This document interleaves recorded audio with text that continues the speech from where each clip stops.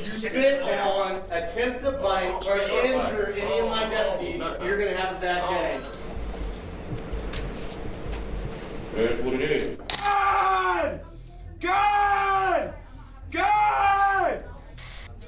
God! Guilty of all 3 charges, sentence you to 20 years in state prison.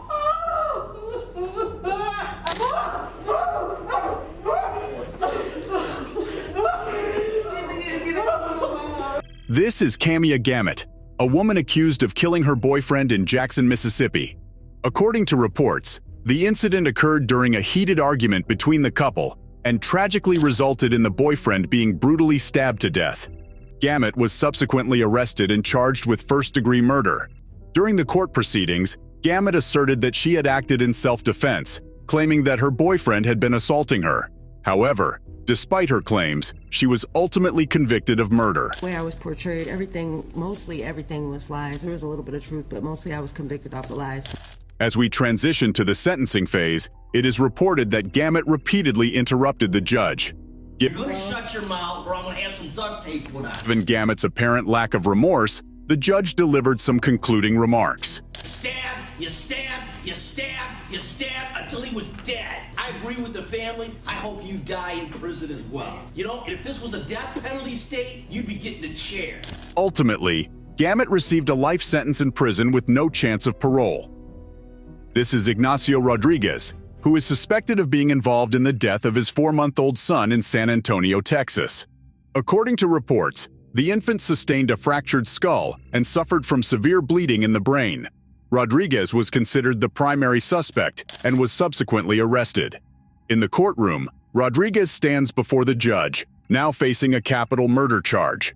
However, it is reported that he chose to plead guilty to a reduced charge of intentionally or knowingly causing serious bodily injury to a child. Mr. Rodriguez, how do you plead? Guilty, not guilty, or no contest? Now it's time for the judge to announce the sentence. It is the order of the court that you be sentenced to 50 years confinement. However, this is the moment when the baby's mother confronts Rodriguez. I hate more than anything what you did to our son, and for that I can never see myself forgiving you. You were supposed to be our protector, not the one to break our hearts.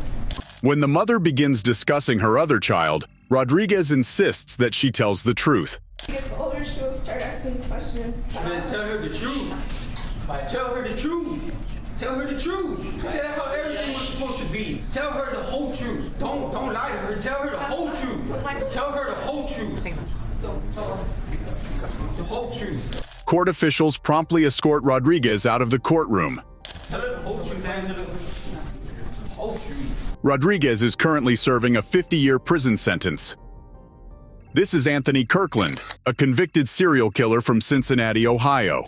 They say I am evil and a monster. They're right. Even my mom hated me, but I don't blame her. Kirkland had previously spent 16 years in prison for murdering his ex-girlfriend. However, after his release, a few years later, he embarked on a 3-year killing spree. During this time, he took the lives of 4 women, including 2 teenagers. Kirkland's arrest came after his 4th murder when he was found in possession of one of the victim's watch and iPod, which made him a primary suspect. Eventually, the police were able to connect all the murders to Kirkland. Now in court, as the charges are being read aloud, Kirkland is facing the death penalty. However, he appears to faint suddenly during the proceedings. Count 4, aggravated murder. Kirkland was ultimately convicted on all charges and received a death sentence. He is currently residing on death row, awaiting his execution at the Chillicothe Correctional Facility. This is Keandria Cook, who was convicted of carjacking charges in Volusia County, Florida. At the age of 18, Cook, along with her then 17-year-old boyfriend, arranged a carjacking through a dating app. During the incident, the boyfriend allegedly shot the victim, causing serious injuries. After escaping the scene and being on the run, the couple attempted another carjacking just 2 days later, but were apprehended and arrested. Currently, Cook appears in court, facing the judge for her role in the theft and shooting. Is she guilty of all 3 charges, sentence you to 20 years in state prison. The person crying is Cook's mother.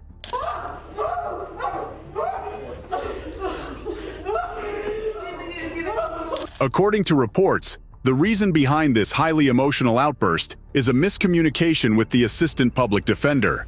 Both Cook and her mother believed that she would not be sentenced to any prison time.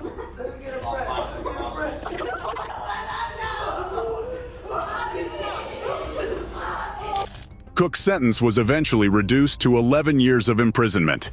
This is Kimberly Kessler, who is facing charges for the murder of her co-worker in Nassau County, Florida. Kessler had been employed at a hair salon called Tangles, using a false identity. It was reported that she had been on the run for 25 years, wanted in multiple states. However, she remained undetected until she committed a gruesome murder of her co-worker using scissors and allegedly disposed of the victim's body. The footage shows Kessler after her arrest, awaiting trial. We're on mute anyway, so I can say whatever the I want. We're not on mute. Oh, okay. And this is what it was like to oversee her while she was in jail. Removed feces from styrofoam trays in the back of her cell and smeared on herself on the walls. She began to throw feces at Smith, Miller, and I. During the trial, she had to be taken to a separate room due to her frequent outbursts. I refuse it. I have refused it. I refuse the public defender's office. They appointed Jolie Cummings' cousin as my public defender. What, you don't want the public to know that? Furthermore, she persistently made false allegations about her previous public defender.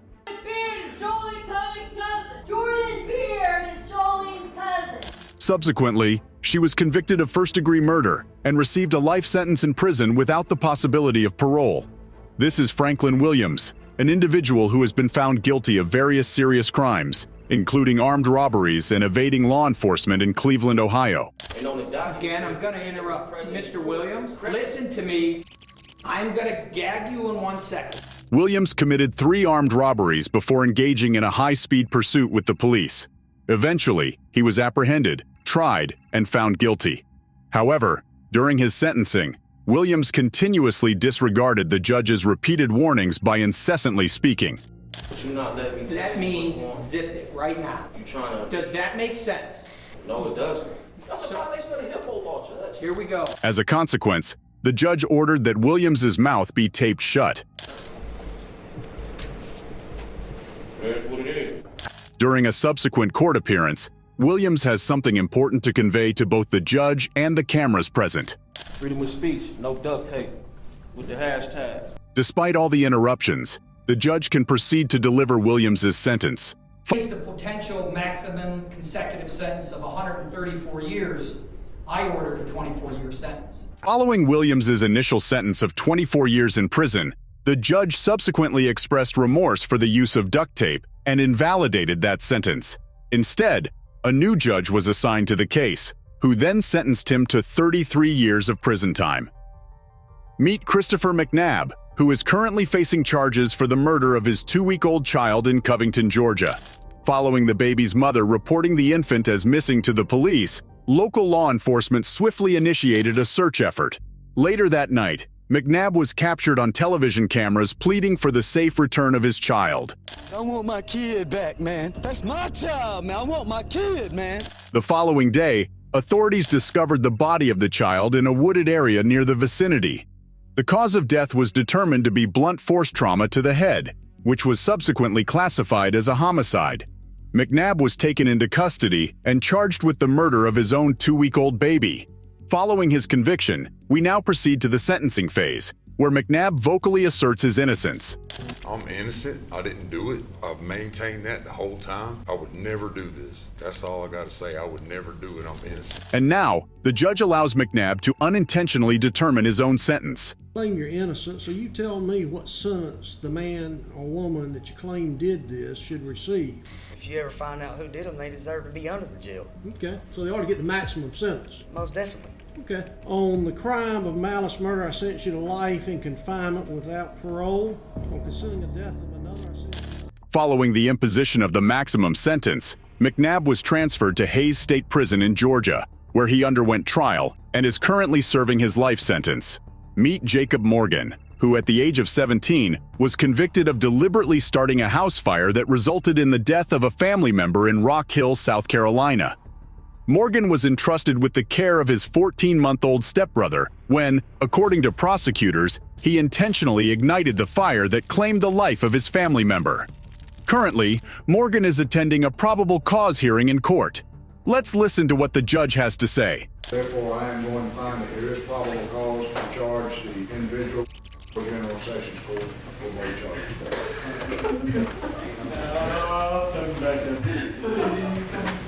Morgan ultimately reached a plea agreement in which he pleaded guilty to charges of involuntary manslaughter and unlawful neglect of a child.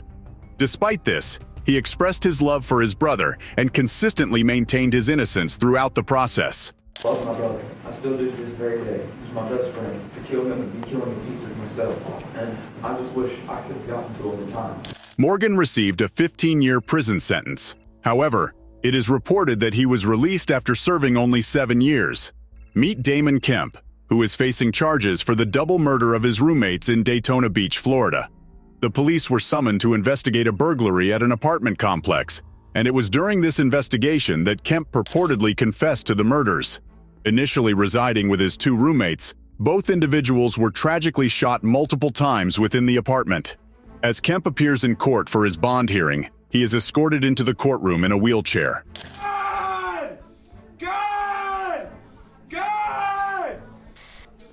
God! The judge attempts to capture Kemp's attention, but he completely disregards the judge's attempts. Mr. Kemp? God! Damon Kemp, I'm going to conduct your first appearance. God! The ordeal became so challenging for the victim's family that they had to leave the courtroom. As of now, Kemp is held in the Volusia County Jail, awaiting his trial. Meet Erica Butts and Shanita Cunningham, who have both been accused of committing homicide by child abuse in Summerville, South Carolina. Butts, who was the child's mother's close friend, was entrusted with the care of the 3-year-old toddler for a period of 2 weeks. Unfortunately, the child suffered fatal injuries that revealed weeks of torment, which coincided with the time the child had spent under the care of Butts and her then-partner, Cunningham. What must have been the excruciating sounds that came from that child is more than disconcerting to this court. Following the conviction of both women, the judge proceeds to deliver their sentences. The court finds it appropriate that each be sentenced to the State Department of Corrections for a period of life. They have just been sentenced to life imprisonment.